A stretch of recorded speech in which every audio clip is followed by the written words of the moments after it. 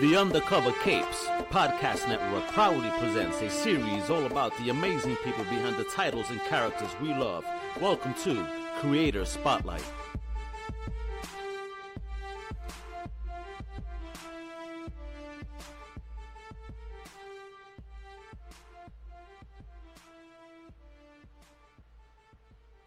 Welcome everyone to another episode of Outside the Panels with me, your host, Johnny the Machine Hughes.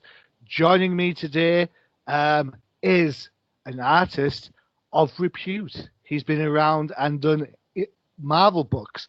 He's worked on Spider-Man, X-Men, as well as his own books that are out there in comic book land. Big round of applause for Ray Anthony Height. Ray, how's it going, man? Pretty good, Johnny. Thanks for actually having me here. I love that the intro. Thank you. It's like I've planned it for ages. No, it's fine. So we talk about your comic list. To be fair, it is quite extensive. You've how can I say it? You've been around the block in a good way, of course. Well, depends on who you talk to, but yeah. Yeah. Okay, so having just a quick run through some of your stuff, you've got Superb, Moon Girl and Devil Dinosaur, which everyone tells me I should read, but I don't. Midnight Tiger, Noble Causes. You've spent time with the X-Men at Christmas. You've spent X-Men Blue, X-Men Wakanda. Yeah. It's like you've got a diverse group of books out there. Let's start at the top and work our way down. How did you manage to break into the whole comic books industry? Well, that's a good question. I mean, if I go to the true root of it, I actually been in comics since I was 19, and I am 44 years old now. But I produced my own comics with a group of friends in California. I'm actually originally from Compton, California. So me and a group of friends, we published our own books. We did ash cans at local shows, with our own characters and such. But my first, I would say, major break was Noble Causes. And I want to say that was 2003. Yeah, I want to say that was 2003. And that was very cool. Working with Jay was fantastic. And then I did a couple of backups with Brian Jones in Noble Causes as well. So, okay. But this was during the time where I was pitching to Image Comics like repeatedly, all of these ideas. And I never had a flat out no, but it was more like Eric Larson, I think he liked one of the pitches. And he said, I could let you do this, but it would basically tank, so you need more work. And the best way to do that, this is how I ended up becoming close with Jay Ferber. And he gave me an opportunity, there. So anyway, that was then. And, I got some great advice from Eric, and it was just cool. This is a cool experience. But my first Marvel break came in 2007 on Spider-Man Family number 8. Even though I was supposed to be in number 7, the number 7 issue got bumped, and it was with writer Kevin Grevious, who's a friend of mine, and he kind of talked to them about having me jump on the thing with him. So I did some designs. The original thing was what's it called? It was Spider-Man and Doctor Strange. So I did designs. It was a great story where I think Doctor Strange lost the use of his magic, his mystic abilities, but you come to find out that he was actually a trained martial artist as well. So I did this design where he looked more martial arts reminiscent, and that ended up going to issue number 7. It wasn't bad. I mean, I got issue number 8, and that was Spider-Man and Iron Man. So, yeah, that was pretty cool. Anyway, that's the beginning. That's how I broke. All right, cool. So do you find that? How was it then? I mean, you mentioned Image Comics. Nowadays, it seems that, or at least I'll start again. Back at the start, Image was all about like the surefire hits when you had people like Eric Larson, Mark Silvestri, Todd McFarlane, Rob Liefeld. Now they seem to be wanting to take chances on some creators. So do you feel that when you were trying to hit Eric Larson up for your book, it was kind of just before the kind of diversified into looking for new material? It was during during that Kirkman time, because I started pitching when Invincible came out, and I was on the message boards, and we'll talk to all those guys, and it was a bunch of us there that were on the Image message boards, and I think many of us that were on the message boards during those times, like Pencil Jack, and this was the beginning of DeviantArt, and there was kind of a proto DeviantArt before, and I'm trying to remember the name of it, but people were on that. And then there was a Wizard message boards where I became friends with guys like Mark Brooks and Kari Randolph and those guys. Like we're all from that time. Okay. Yeah. So when I was pitching, and I pitched to Shadowline too. That's where I ended up meeting a good friend now, Chris Simon, who's an editor there, Jim Valentino, and they actually gave me kind of an open pitching door. Nothing got picked up. All right, okay, yeah. You're like the pitcher that kept getting hit. Is that what you're saying? Exactly. I went up to bat. I took a swing. You know what? I made a base, but I never got that home run. I was out before I got to the home run. So a little baseball lingo there, but RBIs count, man. RBIs count. There, right? Exactly. I mean, I would say the first 5 or 6 years was just making good connections with people, and I know a lot of creators are typically shy. Most of us work in a bubble at home or something like that, and we don't really interact with people. But we think, and we could be some of the most talented people that ever, created anything. But if you don't talk to the people who make things happen, then it doesn't matter. Yeah. Unless you do it yourself, and that's even harder. It's interesting you bring up Jim Valentino, because back when the whole Image thing kicked off, I think was he on Darkhawk at the time or something like that, and it was kind of very much like he seemed, at least from the view from over here, he wasn't the same sort of power player that McFarlane was, who'd recently launched the Spider-Man solo book, and then Liefeld has obviously done X-Force and New Mutants before that. Silvestri has been X-Men and Wolverine. So, of course, Jim Lee, is Jim Lee. So I always thought that the Jim Valentino one was kind of like a bit of an eye opener, kind of like the Darkhawk guy, and I don't. It's a Brit thing, I guess. I don't know. I mean, it must be, because you know how easily you just rattle off what they came from to launch their own creator-owned books at Image. So it was like the X-Men guys and the Spider-Man guys and stuff like that.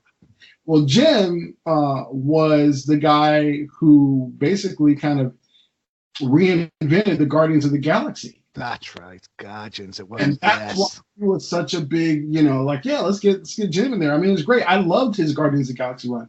I always go back and forth from time to time. Just reading it. It was a lot of fun. Just some cool things that happened. So I don't know if Jim had the same. I mean, you're right. Maybe he didn't have the same cachet, the same impact as the other guys, but he was still pretty big.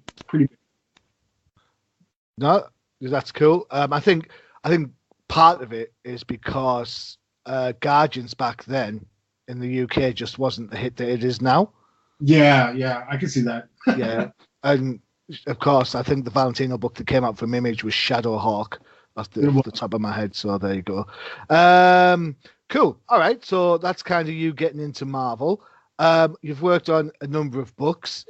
Which do you prefer? Do you prefer working mainstream, or do you prefer doing your own kind of gig? Bearing in mind, I'm wary that you don't want to burn any bridges. So if DC is listening right now, that's fine. Oh, Johnny, my answer is so well practiced, as much like your opening to this podcast. I made that up on the fly. I'll have you know. a long time fly. Yeah, it's a fly out, like, ooh. Exactly. But no, I actually like both. I mean, I find, and maybe other creators are like this, but I find that when I'm working on my own books, which I absolutely love, because I realized there's gray area, but for the most part, let's say the two ends of the spectrum is there are creators who create with established characters better, or they like it better, I guess. And then there's ones who love to create on their own, independent. I'm in the middle. Like, I enjoy both. I enjoy working in the sandbox of Marvel and DC, mostly Marvel. DC hasn't knocked on my door yet, but I'm sure the way things are going, that is probably going to be over soon. But then expand on that just a little bit then, because I mean, I heard some news last week and I was kind of like, is that right? I'm not quite sure. No. They haven't contacted me at all, but a couple of them had started following me on Twitter.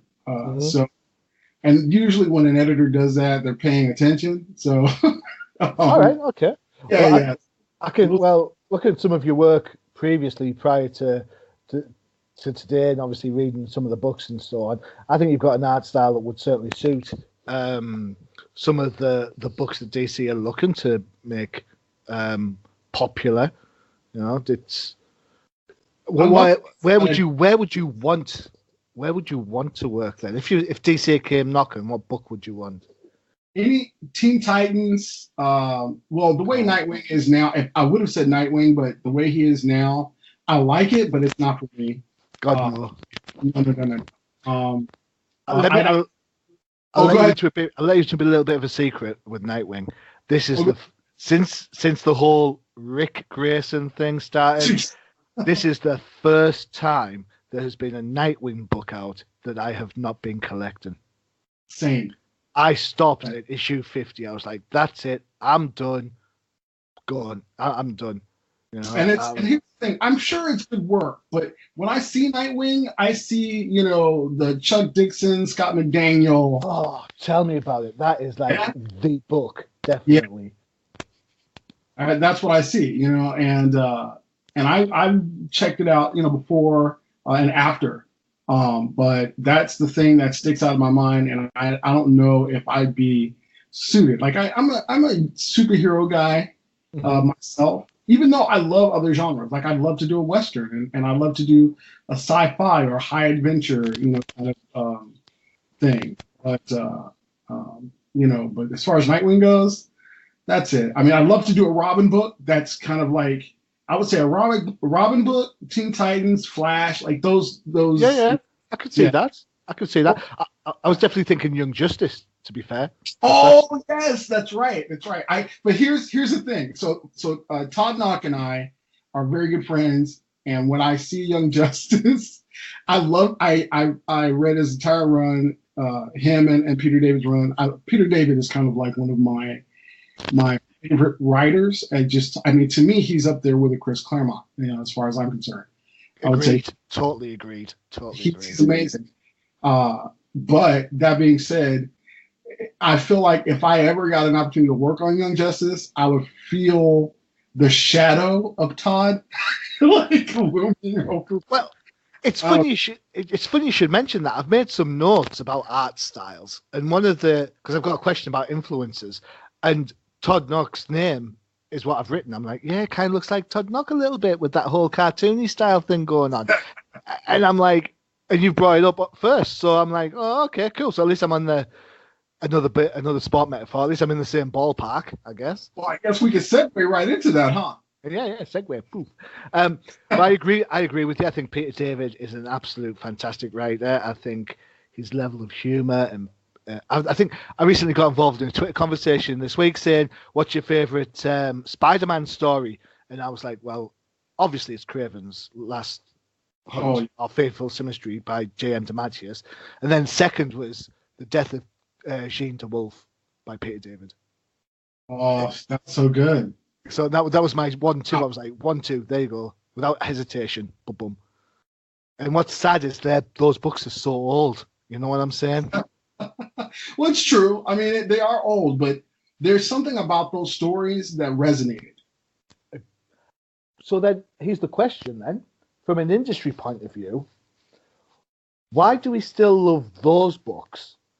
And why could it be argued that Spider-Man, just as using him as an example because we brought those two books up, hasn't had the same impact that he had? You know what I'm saying? When we read those books the first time around, we're like, wow, that's brilliant. And even now, we still talk about them. Nobody talks about any Spider-Man stories since then, with maybe the exception of Superior Spider-Man. Oh, yes.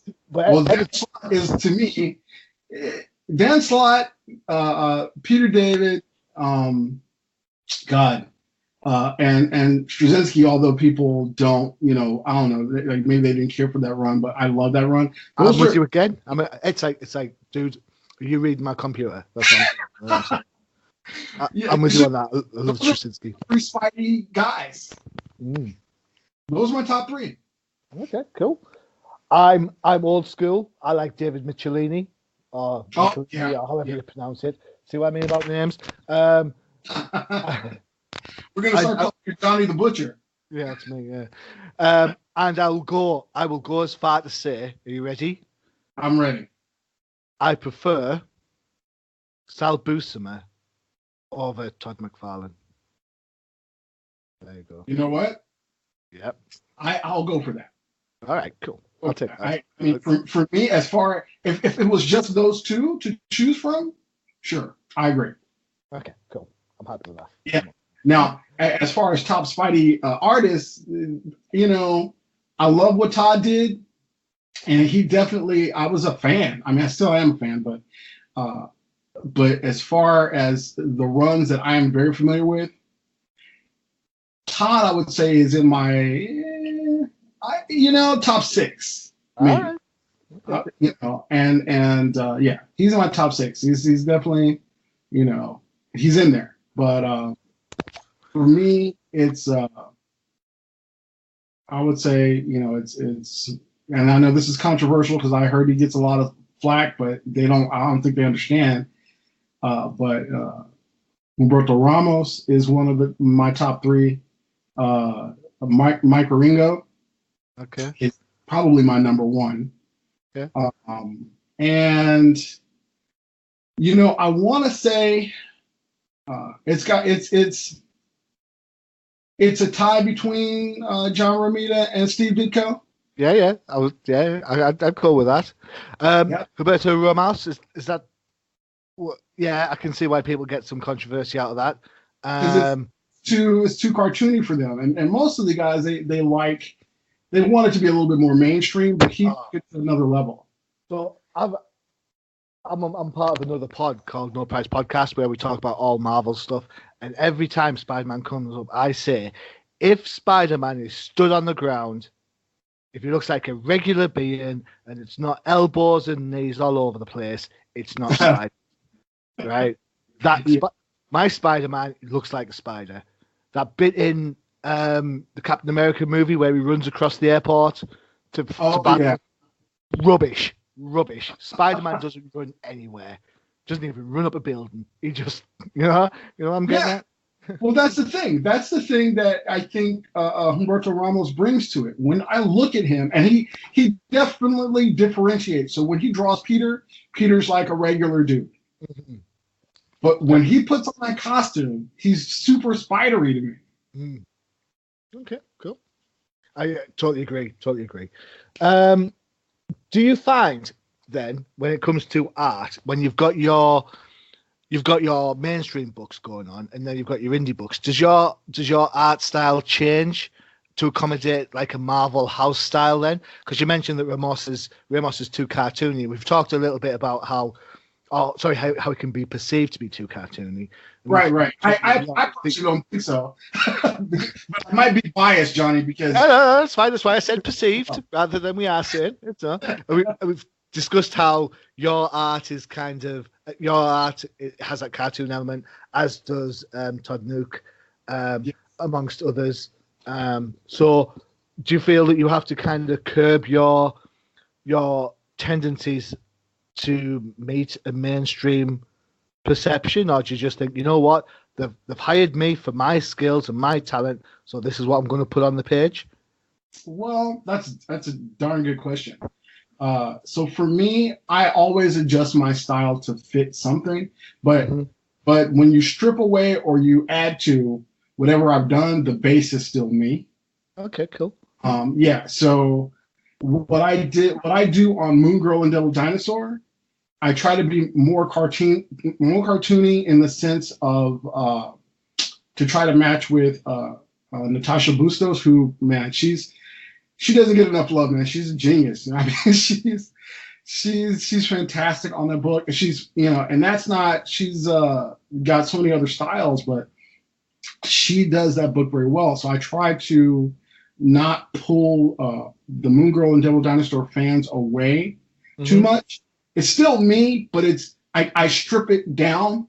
Strip a lot of the details down to be a little bit more cartoony. I might open up the eyes a little more, be a little bit more animated. But on, let's say, even though in the upcoming issue 42, I actually added more of me in it because I feel like fans are now used to me being on there. This will be my 5th issue of that book. So, yeah, I think they're used to me now. So I did more, and it's a special issue because guess who's in that issue? Surprise me. Spider-Man. All right, okay then. Check Spider-Man. Whoa. Which Spider-Man?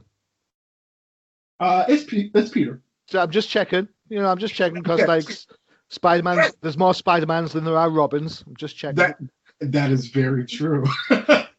When I am that bonkers that when people say Robin, I still go, is it Tim, Jason, Damien, Steph?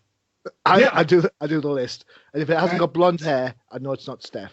But okay, so I'm gonna just go on a tangent right now since we're on this. Favorite Robin? My favorite Robin's Stephanie Brown, without a shadow of a doubt. There you go. Really? What do you mean get away? No, I said really. Yeah, really. I think. See, I've got a. Steph Brown is one of my favorite characters of all time. I absolutely think she's brilliant. I think people talk about how DC Universe is super dark and it's super this and all that sort of stuff. But when she was Batgirl, that book was fun. It was all ages without trying to be all ages. And it just covered a whole spectrum of fans. And when you look back at what they tried to do with Barbara Gordon Batgirl, when they made them all after the Gail Simone run with Cameron Stewart and the Babs Gar look, that's trying too hard. I know people love that book and they've got reason to because it's very stylized and so on, but the Steph Brown Batgirl didn't alienate Batgirl fans. It was for everyone. I can't read the Cameron Stewart Babs Gar book because it's not aimed at me. It feels wrong. I like Steph as Robin because she stood up to Batman. Yeah, for sure. She knew what she wanted to do. She wasn't doing it for any other reason than, you know what, I'm good enough to do it. And Batman treated like a proper douche because he only made a Robin to piss Tim off. Exactly, but she earned his respect. Definitely. You know what I mean? Like that was very cool. I thought that was great. My wife, the lovely Mrs. H, she went out and she purchased for me just off the back because she knows how much of a Steph Brown fan I am. She went and purchased the 3-issue run of Robin when she is the Robin character, and she knows how much I love Steph. So there you go. And so how about you? I was going to start asking you questions on this. Yeah, you can if you want. But who's your favorite Robin? Well, that's a good question. So, an easy question to answer, but I'll give you a little bit. So, let's just start. It's Tim Drake. Tim Drake is my favorite Robin. Okay. And it's because, my very good friend Vito Del Sante, of course, is he loves Dick Grayson, and I think that's his favorite Robin. But you know, I can't. For me, I can't say Dick Grayson's my favorite Robin. Maybe my second favorite. I don't know, but I would definitely say that to me, Dick is Nightwing, and he was Nightwing before he actually even left the Robin role. Okay, I'll give you that. But Tim Drake, he's both. He is the perfect combination of Bruce and Dick. Okay. Because he is a detective. He's super intelligent. You know, he figured out who Bruce and Dick were on his own. Yep. He decided to go on his own training journey well before the age that Dick decided to do that. You know, it took a falling out between the two before Dick decided, you know what, let me go on my own journey. Yeah. And he had been Robin for years. But Tim didn't take him very long. He's like, if I'm basically going to be a junior version of Batman, then I need to follow Batman's path. Yeah. But do it my own way.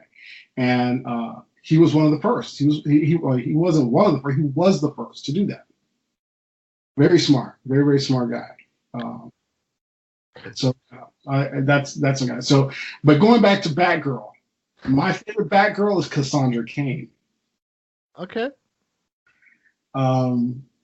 Yeah, and I know that so a lot of people are like gasping. I get it. I totally get it. For me, with a lot of people, I think as much as I love Barbara Gordon and I love Silver Age Batgirl, I really do love Silver Age Batgirl. But for me, Barbara Gordon is best serving the DC Universe as Oracle. Yes, you are to go, my friend. Because it adds a level of diversity and inclusion into the whole mainstream. The idea that you can get cured from something like that, I think does a massive disservice to all the fans that she generated whilst she was Oracle. Yes. The only knock I've got against Cassandra is that her books are too quick to read because she doesn't say a lot. You're like, yeah, flip. Right, next. You know what I'm saying? You can go through like 20 issues in like 20 minutes. It's very true. It's very true. But you got to read between the lines, Johnny. There's so much going on. There are no lines. It's all art.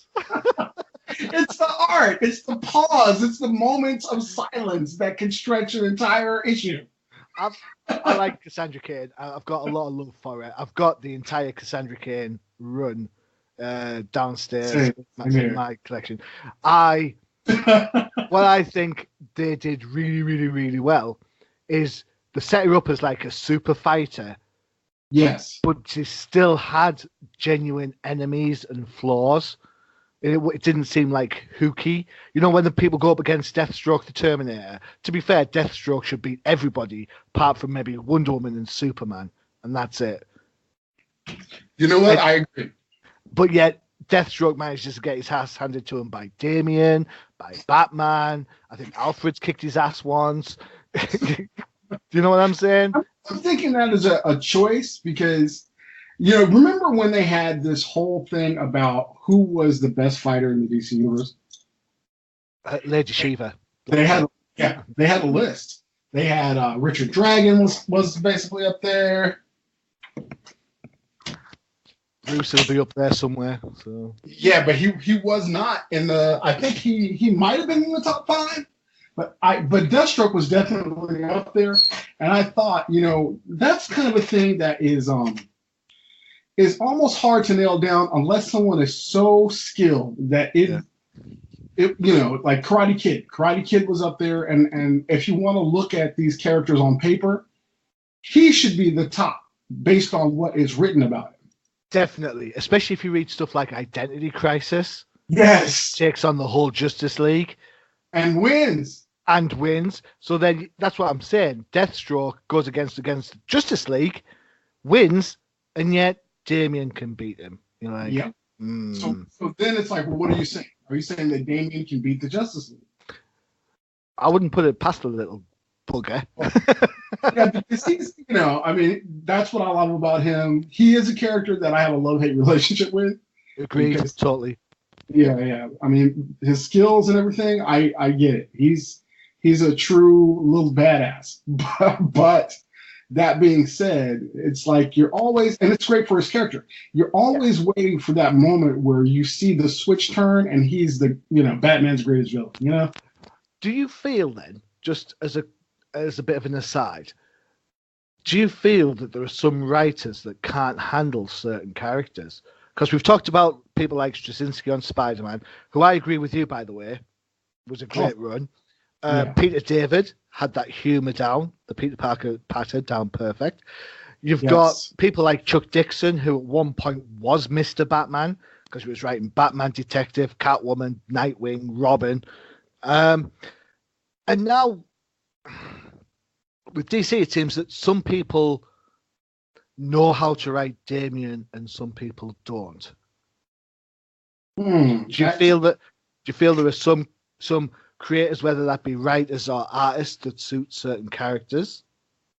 Well, I would say that's a better term, that suit character, because it doesn't mean that they're not skilled and professional and excellent at their craft.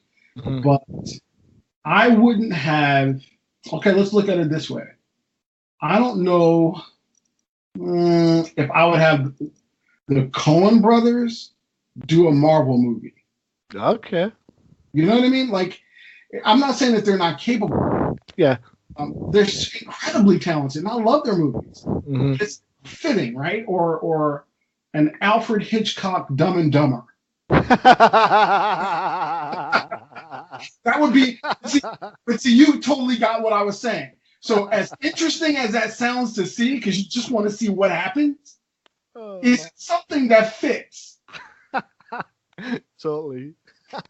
So I mean, like, that's where I'm at with that. When it comes to that, so there are some creators who, man, they take to some characters, like a fish to water. Like, I can't remember the things that. This is how good someone is. I can't remember anything other than Excalibur and X-Men that Chris Claremont has written, because he was so good at those things. See, you've said Excalibur, and I think Excalibur, and I think Alan Davis. Oh no, okay. So I've got to go with the Brit. I know Chris Claremont was born over here, but I've got to go with the Brit. You're gonna love this, Johnny. As a Brit, you're gonna love this. Alan Davis, to me, is the greatest comic book artist of all time. Hold on 1 second. There you go. You have one of them for that. Well done. A round of applause. Yeah, I think Alan Davis is well up there. I get people say, like, oh, he's just third generation Neil Adams. Nope, he's not. No, he's not. That's like saying Jim Apato's like a second generation Neil Adams. Nope, no, he's not. Not at all. I mean, I think what is it? Jose Luis Garcia Lopez. Oh, he is truly amazing, and has for guys, it seems like they're in our generation. He wrote the book on the looks of all the DC characters. Definitely. And go ahead. I was just going to say, just the same way Kirby did for a lot of the Marvel characters, and then how Romita did for Spider-Man after Ditko, and John Byrne for his work on Fantastic Four. Yeah, let's John Byrne, he's got a special place in my heart, man. For sure. I have a love-hate. I've got to be honest, I have a love-hate relationship. I like his art more than I like the writing. And you know what? I like when he does both. Yeah. The problem for me with when he does both is he always picks characters that I don't care about. So when he does like She-Hulk, it's like I have absolutely no interest in She-Hulk. Not at all. And I love She-Hulk, and he's the reason why. There you go, see? So it's kind of... So there's comic books out there for every different type of fan, and there's John Byrne on Fantastic Four works really, really well. Yeah. Claremont... There was a time when Claremont was Mr. Marvel. He was writing things like X-Men. He was writing Miss Marvel. He was writing Luke Cage or Power Man? He was writing Marvel Team Up. So he was doing lots of different things and not getting the credit for it. It's only these X-Men, his X books that he kind of gets the recognition for. In fact, because you just said that, I remember. You're right. He did write Miss Marvel. I know. I've interviewed Chris Claremont, and I asked him, why did Miss Marvel get cancelled? I want to know what happened to the issue where she was going to face Sabretooth. And his answer was, yeah, the book didn't sell, so it got pulled. I'm like, oh, right, okay, great. Right, and think about what you just said. And he said it. You're just, repeating. Yeah. This Claremont book didn't sell. Back in the 70s, yeah. Right? But that's the thing. I don't remember. Well, that's not true. I do remember a few things from the 70s, yes, that he wrote. But just think about his impact. There are still things that are going on in the X-Men universe that have been laid down by Claremont. Yeah. Agreed. And, I think for a while I dropped out of Marvel, and it was about the time he left the X-Men, after the Jim Lee book came out. Yeah. When he left that, my interest started to wane, because Jim Lee's art's great, and I love Jim Lee's art. I love his early stuff. I love his Frank Miller-esque stuff that he did a few years back. I like how he's kind of merged the two, but when Claremont left the X-Men, no matter how pretty the pictures look, you know what I'm saying? And then I'm sure Jim will tell you himself. He doesn't feel like he was the greatest, writer on that and at all. But and then Adam Kubert came in, or Andy Kubert, one of the Kuberts came in, and and hence I began my unofficial love-hate, mainly hate or dislike, I should say, because hate's a long word. So my dislike for Scott Lobdell's writing, which has kind of continued on moving forward. But that, hey-ho, each to their own, I guess. One man's Claremont is another man's whatever, so that's cool. Well, that's true. That's because there are people who came on after who love Scott Lobdell. Yeah, I get that. And I know a lot of my friends really love his work on Red Hood and stuff like that. But in my head, Jason Todd's better off dead than alive, because I like the fact that Batman is a failure, not as a oh, look at that, he's come back from the dead, so really I've got nothing to worry about type of thing. But yeah, that's hey ho. It's a Lazarus Pit. Damn you, Lazarus Pit! Damn you, Ra's al Ghul! It's true. Back to you. Let's get back to you. Oh no, that was fun. Okay. Right. Okay. Cool. Right. So, we haven't. We kind of hinted on influences, but this month or last month, February, it was the anniversary of Dwayne McDuffie. Yes. And of course, back in the day, Milestone Comics. How much of an impact did people like Dwayne McDuffie and Darwyn Cooke have on yourself? It's funny you mentioned those. Darwyn, I didn't know. It's funny because a ton of my friends knew Darwyn. I didn't know him, but he was an influence. And I'm starting with Darwyn because I have a lot to say about Dwayne. Okay, cool. I don't have to say about Darwyn, but I adored his work. Mm-hmm. I adored his work. I mean, it was just, there was something about it that he understood the importance of some of the retro aspect, but he made it relevant. He's like a comic book version of Bruce Timm, the producer of Batman's animated series. I couldn't have said it better. That's exactly what that's Darwyn. He's a comic book version of Bruce Timm. And I think, one of the books I have talked about, or not maybe the book, but it was Final Frontier or New Frontier or whatever. Okay, yeah, the New Frontier Justice League book, yeah. Yeah, so, but the film that came out, I want to say that Tim had mentioned something about Darwyn and what he brought to that. Mm-hmm. So it's just interesting to see come alive. But yeah, Darwyn, I love Darwyn. I mean, when they do those kind of one-off movies, whether it be things like New Frontier or whether it be Red Hood or Superman, Batman, Public Enemy or whatever it is, it always seems to me when there's not a series attached to it, they try to go back and maintain the source art material. Yes. Does that make sense? No, I love it. With maybe the exception of Gotham by Gaslight, because no matter how hard you try, you're not going to get Mike Mignola in animation. Too many shadows, but we love Mike Mignola.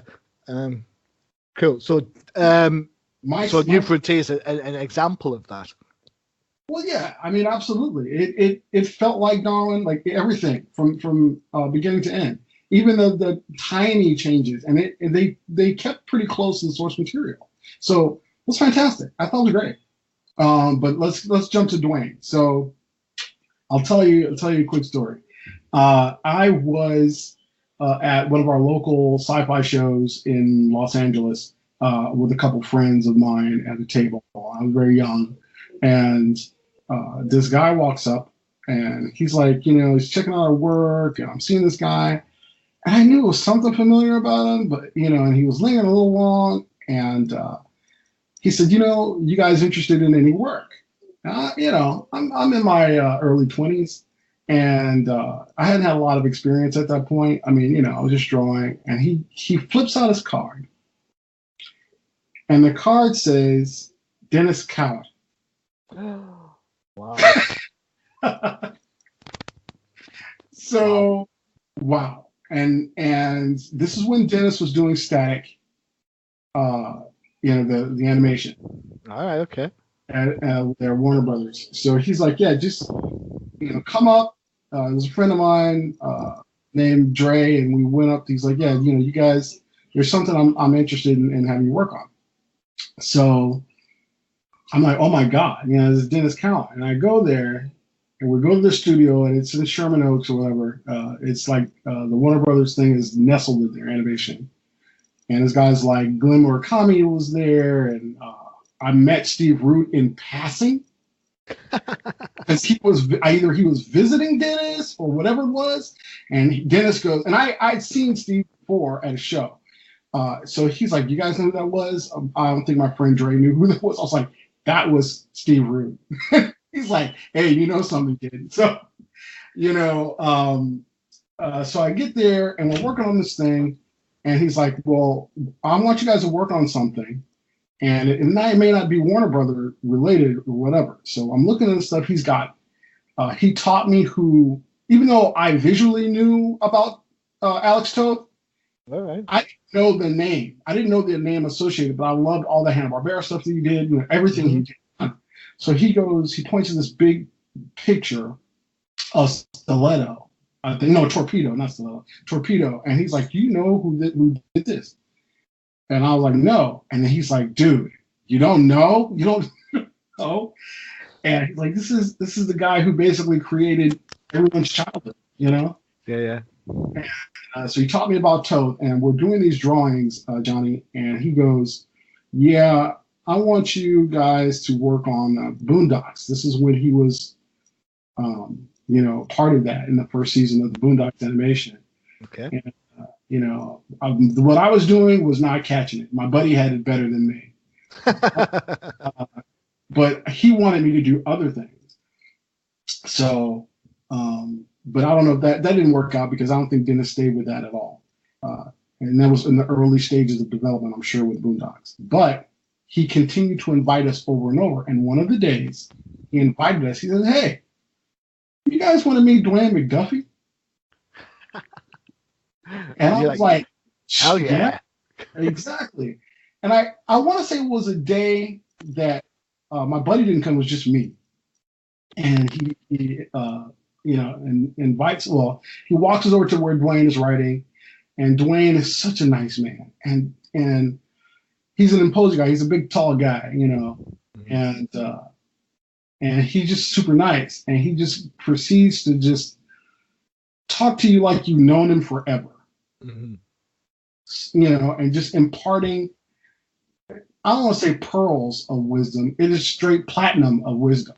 But ever since that time that we met, and he would say hi, every time I was at a show, Dwayne would stop and talk to me. We'd talk for at least 30 minutes at a comic book show. Cool. So people were like, "Dude, you know Dwayne McDuffie?" Now I do.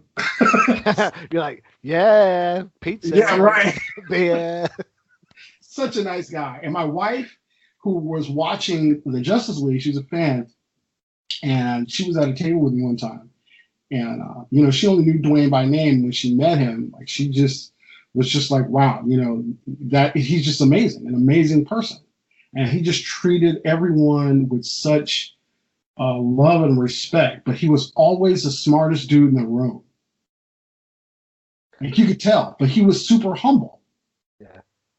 So, Dwayne was a huge influence on the way I think and the way I write. Cool. Dwayne McDuffie, for me, I'm a Brit, so I don't have the sort of, I guess, back in the day, I didn't have the name recognition. Justice League came out, the cartoon show, and I see his name plastered all over it. And then it got to the point where I would wait to see who wrote it. And then when I saw his name on the show, I'd say to my kid, watch this. This will be a good one. And that's kind of how it went. And then because of his Justice League cartoon show, I went out and bought all the Justice League America comics. The ones, I think Ed Baines was the artist for a lot of those. And then he passed away, and I remember telling my wife who he was, and my wife, she does. If there's anybody listening who's got a wife or a boyfriend or a partner who just doesn't get comics but tries really, really, really hard, yeah, that's my wife. And one of those pure clarity moments. She knows, even though she couldn't name 3 Robins if you gave her the first names, she knows who Dwayne McDuffie is. And she saw I was upset about it. And then a few months later, I bought the Justice League Doom Blu-ray, which has reunited the original cast and all that sort of stuff. I'm watching it, totally oblivious, getting into the story, kicking off because Cyborg's in it, and kicking off because Ra's al Ghul's not in it. And at the end of it, it's like, in memory of Dwayne McDuffie. And I just sat, and I just was like, wow. And on the Blu-ray, if you're a fan of finding out about how comics were made, if you're interested in knowing anything about Dwayne McDuffie, buy that Blu-ray, because there's a great feature on him at the end of the movie. And I swear, if you're not in tears by the end of it, you've got no heart. The guy was special. Special. Whew. I got all serious there. Right, let's change it up. Let's change it all up. Right, one of your books a while back was the Merry X-Men Xmas Special. Can't say that with your teeth in. I play with all the X-Universe characters. Help me out. Which was your favorite character? Well, I got to work on mine. Although it didn't have what do you call it? It didn't have Nightcrawler in it. Although I had to do him on the X-Men Wakanda thing, was Beast. Beast. I like the furry guys. Yeah, furry Beast is better than non-furry Beast. Yeah, by far. But blue fur. Oh, of course. What other color is there? Gray. Is there? Yeah. Man, we're talking about the Beast, not the Hulk. You know what I'm saying? No, there was a great Beast. Seriously, that was his first incarnation when he got the serum. He was great. I'm glad I missed that. Man, the 60s. So. Okay, cool. So Beast, furry guys, Nightcrawler. What have you had a chance to look at any recent books recently? What sort of books are kind of floating your boat, other than your own, of course? Well, I'm trying to think. What books am I reading currently? I used to read before it ended. Was Invincible. I was very religious about getting that book. Seriously, that was fantastic. I read Spider-Man pretty consistently. Okay, let me ask you then. You mentioned Spider-Man. How do you feel now that he's back with MJ? I think he should never. Well, I don't think he should never have split, but there's this whole thing in comics, and I'm sure you know, where they hate to marry off a character. Like they hate to pair a character. Yeah. It grows them up, so they feel like they lose the young readership. No, because they're Spider-Man. I'm with you. Well, yeah. Mind you, should be. Mind you, I've been starting a petition that's got absolutely 0 votes right now, and it's bring back Deborah Whitman, but no one's buying into it. You really went back there. What can I say? Bring back Deborah Whitman. I thought, see, we talked how Batman treated Steph. Peter was absolutely awful to Deborah. Deborah worked it out. And he's like, no. She went crazy. But, yeah, MJ. But they don't talk about that, though. They don't talk about that, how it should be kind of a dark spot in Pete's life. But, It's, I remember I had the issue back when I was a kid. And I remember the first splash page. It's her on the ferry, like the Staten Island ferry or something, and she's there. The rain's bashing her in a raincoat, and Spider-Man, Peter Parker's there saying, "No, it's not me. I'm not that." And then she says goodbye to him or something, and as he's walking away, he's like, "Thank God she didn't ask how I got on the ferry." Yeah, you're like, Peter Parker, you're a douche. You're right. You know what? But that's the reason why he's such a great character, because he's not a character like, I don't have a certain affinity towards Superman. Like, I don't. There was a point where I just didn't like him, but I respect certain writers' depiction of him. Okay, cool. He's the kind of character where he tries to do everything perfectly, right? Like his moral compass is super high, and he's all these different things, and he rarely questions his motivations. Where somebody like Peter's like, dude, I'm sick. I got this job interview. I got, he's just yeah, totally. And I've said lots of times in the past that if I'm reading a Spider-Man book, I'd rather read about Peter Parker than Spider-Man, because as soon as I know he pulls on the mask, he's going to win the fight. Exactly, and that's because you can feel his motivation. Like you're there. He's better. Like Peter Parker or Spider-Man is, I don't know, call him a tool, but he's the instrument where Parker is the maestro. Everything, he's got one of the best supporting casts in comics, period. There's just a lot, and people can relate to that character because it's not a it is a comic, it is a superhero book, but the supporting cast make that book what it is. Spider-Man with Spider-Man stuff, but it's Peter's issues that make him human. Although I will give up some love for the Big Blue. I like it when Clark Kent gets challenged, not Superman.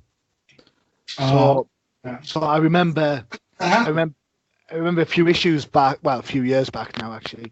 Clark Kent's in his apartment, and you can hear one of his neighbors, like 2 floors away, one of the women getting battered by her husband, and he can't do anything about it. That's the thing I like about Superman. It's because who was writing it? Yeah, because it's just a domestic abuse issue. But Superman can't get involved because, as you said, his moral compass is so high. Yeah, it's not Batman. Batman just go in and do what he needs to do. Somebody near death, right? Yeah, of course. Justice. And it's blonde. Yeah. So you've got Superman who can't do anything. And I think someone will have to correct me if I'm wrong, but I think somewhere along the line the wife actually gets killed. The husband beats up to the point where she dies, and then he gets arrested for manslaughter or whatever. But Clark Kent's beating himself up, saying, "I could have stopped it. But I didn't because I followed." That's the beef that Bruce has with Clark. All the time. John, do you remember who wrote that? I'd like to read that story. I do not know who wrote it, but I'd have to dig it out somewhere. But I think it was a Man of Steel book, so we're talking probably Louise Simonson. I was going to say, that sounds a lot like her style. So, I don't know. I have to check. Is it John Bogdanove, one of those? Yes, it's around that era, yeah. I have that run. I'll look it up. Okay, cool. There you go. But again, we're talking like ages ago, so there you go. Cool. Right. So, what are you working on? Your books. Let's talk about your books. Let's talk about you. What have you got coming on the pipeline that you can tell us about? Because I know you comic guys in your projects that you're not supposed to tell us, and for the record, I knew shed loads of stuff about certain books that I managed to keep stumped for ages. But I'm not going to put you under pressure. It's fine. I appreciate it. You know, privacy. This is those things is being recorded. So, you know. Yeah. So when are you on Batman? No Batman. Not yet. No, yeah. Well, we'll see. I mean, if the DC guys, the editors that are peeping me out right now, if they are interested, I don't know what they're interested in me doing, but I'm sure I wouldn't. Batman is such a coveted. They treat Batman different than Marvel treats Spider-Man. Like Spider-Man is like it doesn't matter damn near who's on it. They know if he's on it, it's gonna sell, right? So they kind of let they try people out on Spider-Man stuff just to see. But Batman is like coveted, right? So if you're on Batman, you've earned that spot. Well, I will tell you this right now. I am one of those rare Batman fans that if I don't like the writer, I will not buy the book. No, that's good. Do you remember? And I like some of his art some of the time. Do you remember when the Dark Knight book came out? It was written and drawn by David Finch. Oh yeah, I remember that. Yeah, I was like, I picked up the first issue, had a flick through it, even though it's got a bunny girl in it, which is normally my cup of tea. Good to know. That I have a thing for fishnets, so it's about to be said somewhere. You're a Black Canary fan, then. There you go. Oh yes, definitely. And Satana. That's right. Yeah. Gamora of a certain age.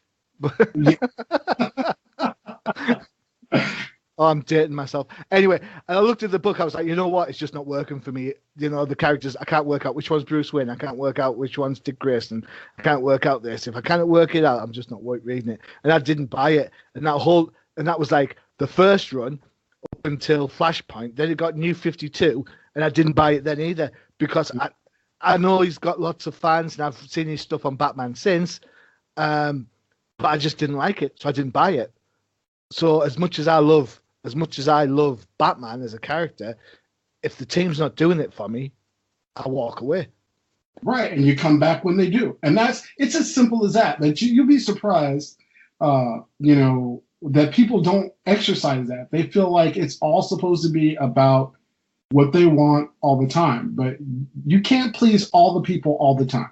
You just can't. It's an impossibility. So, True that. But you, as an individual, you made the choice. This does not suit me. I don't wish it any ill will, but I won't be buying it until it does. And it's as simple as that. We call it a Nightwing phenomenon, I guess, right now. Yeah, exactly. Because that's kind of how I feel. I mean, you and I spoke about it earlier, where that's how I feel about Nightwing. So, what are you working on at the moment that you can tell us about? March. So this month, the team and I, you know how they just rebooted Marvel Comics Presents? Oh, yeah. So I will be doing a Spider-Man story with Hamilton and a Latin Tony Award winner, James Monroe Iglehart, on an issue of that. So that comes out this month. That's Marvel Comics Presents number 3. So I think that's end of the month, maybe the 27th. Then the next month, Spider-Man again, Spider-Man Meets Moon Girl, and that is issue 42. Cool. So a lot of Spider-Man. Johnny, I'm not the kind of guy to be very, I don't want to say prideful or boastful or anything in any way. To be quite honest with you, I'm more self-deprecating. And I have, as my wife will say, I have no clue of my actual, I guess, status or worth or whatever. But I'll say this. I'm a damn good Spider-Man artist. So, I mean, just, putting that out there. Anyway. All right. So there you go. There you have it. The bar has been set that high. Damn good Spider. So when the book comes out, don't forget to check out No Price Podcast, and we'll probably have a look at that book and just run our creative eyes or our constructive eyes over that book for you and give you some more love for that. Do you think? I think so. I think that'd be great. Excellent. Yeah, there's another book I'm doing, but it's a Marvel custom book. So that's the one I told you that I couldn't talk about. All right, so we won't talk about that. And We'll talk about that one. Hush, hush, nudge, nudge, wink, wink. No talking about that one. But yeah, I want to say there's things that have been mentioned, but nothing's nothing until they say, okay, here's a script and go. So but we'll see. I'm pretty sure I'm booked for this year. Cool. I'm pretty sure. Which brings me up, I guess, to my final question, because it segues quite into this. Back in the day, everyone used to talk about the Marvel style, and whether you're pro Stan or whether you're pro Jack or whether you're pro Steve or whatever, the idea is that you get like the barest bones of a script. The artist throws it all on a page, and then the writer goes and adds the blog. The Marvel House style. What sort of style do you prefer? Do you prefer Marvel style, or do you prefer full scripts? Or has the whole paradigm changed now, and that the majority of writers giving you full scripts? That is a killer question. Okay, so I'll address the first part of me and my preference, even though it hasn't happened. I prefer the Marvel style, and I have yet to receive a script yet. Let's just say this year, where so much is left open. Although I will say, when I worked on Superb for Lion Forge, and I was working with Sheena Howard and David Walker when they split the writing duties, but I worked on I'm pretty sure it was a David Walker script. Mm-hmm. He let me choreograph some fight scenes, and that was one of the pages people really dug, and and I'm pretty sure that was thanks to our editor Joe Illich, who he's a great editor in the sense that he can see your strengths, and he's like, you know what, I know you're very good at this, go do that kind of thing. So but yeah, it was that combo. David, he's one of those writers where he's like, you're good at this thing, I'm going to let you handle that. So I like working with those guys in the sense that they give you freedom. They can peep out what you're good at, and they let you go for it. And so I like the Marvel style. That being said, it is a writer's world, my friend. And, we're dealing with, as artists, we're dealing with situations where the art creative team and comics is a lot of art, we're not even getting any billing at all. It's just when you hear on the Hollywood Reporter or, Entertainment Weekly or whatever, they will mention in grand style the writers' names. It is very rare that they will mention the artist in any capacity, the colorist, the letterer, the inkers. They don't mention those people. So, that writers have more control now. Mm-hmm. And it's that's a blanket statement, because there are some writers who get it and they know it's collaborative, and they know that it is 50-50. This is a visual medium, and we work together to create the best comics possible. It's not a one-man show, not at all. Or so this is a team effort, and when you get a creative team like that, the best comics get made. But like I said, it's a writer's market, and a lot of carte blanche is given to the writers these days. But I just wish for people to have trust in their artists, and they understand, we're doing this together. Do you think that the carte blanche writer element that you've talked about, do you think that's kind of like a hangover from the 90s explosion of art cells and just forget the storyline? Do you think that's still a massive sort of underpinning to some of this? Or is it the fact that people are realizing, when I say people, I mean publishers are realizing that there's not an influx of youth readers coming into comic books, no matter how hard you try? So you actually having now to cater comic books to me, a 40-something-year-old, versus me, a 20-something-year-old. Yeah. I mean, so I'll lay some info down.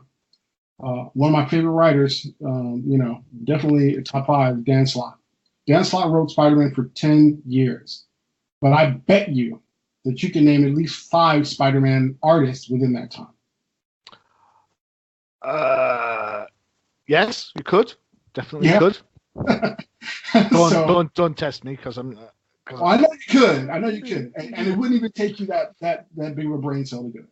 But just think about that. I mean, but think about, let's say, 10 years ago, the 90s. How long was Jim Lee on X-Men? As an artist or as a writer? As an artist, just as an artist. Well, he started on Uncanny around the 230s, I believe, after Silvestri went through the Siege Perilous. Yes. So that's around that. And it got revamped around the 281. Oh, no, it didn't. He left because number 1 came out about 281. So what's that, about 50 issues? Then X-Men, he was on that for less than 10 before he left. Yep. So about 60 issues, maybe? Yeah, so just think, roughly 5-6 years, right? So 5 years, give or take. Right. So, I mean, there's a couple fill-ins, but, for the most part, that was the book. That doesn't happen anymore.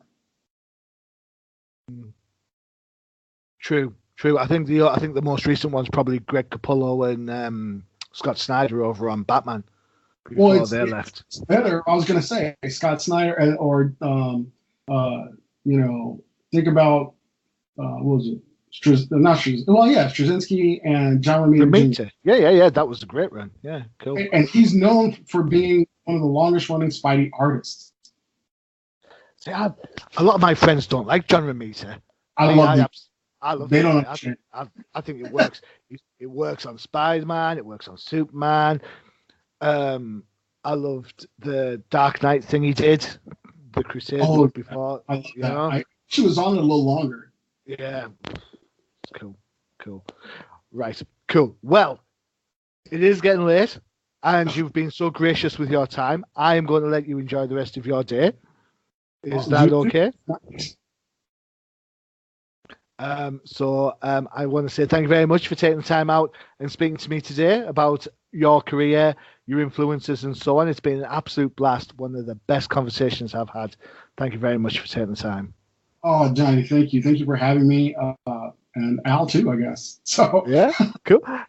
So I look forward to seeing your books, and we will give them the once over for our No Prize podcast, where we talk everything Marvel. And if you ever want to come back on and shoot the breeze, drop me an email. We're more than happy to have you on, friend of the show and all that. Sounds great. I mean, and when I'm in London in October, I'll give you a shout. Yeah, see if we can meet up. Sounds like a plan. So There you go, guys. The great Ray Anthony Height taking the time out to speak to you guys about his comics and the comic industry, influences, and so on. Don't forget to check out the rest of the UCPN for all your favorite shows, including The Definitive Crusade, Flipside Focus, and of course, where else are you going to hear about Moon Girl and Spider-Man but on No Prize Podcast? This is Johnny the Machine Hughes saying, see ya. Visit undercovercapes.com for the latest and greatest podcasts via the Undercover Capes Podcast Network. Also visit our parent company website, comiccrusaders.com, all about comic pop culture.